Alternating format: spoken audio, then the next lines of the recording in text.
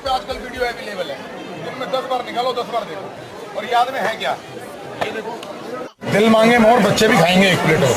ये देखो ऐसे खुशी खुशी, अंकल का दिल आंटी का दिल दोनों साथ।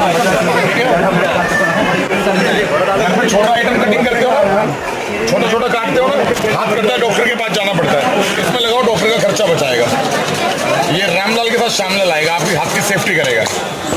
ठीक है, इसी में डिजाइन सलाद बनाना ना, घर में आपको गाजर है, मूली है, खीरा है, इसी आइटम का डिजाइन सलाद बनाइए। गाजर, मूली, खीरा, जो खाएगा वही बनेगा हीरा। ये देखिए इस टाइप से आएगा। याद नहीं रहने के लिए तो दिखा रहा हूँ मैं।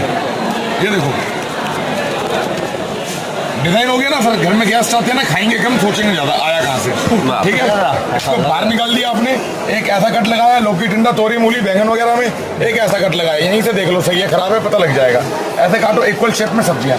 ठीक है, ये भी हो गया। अब इसको रख दो पीछे।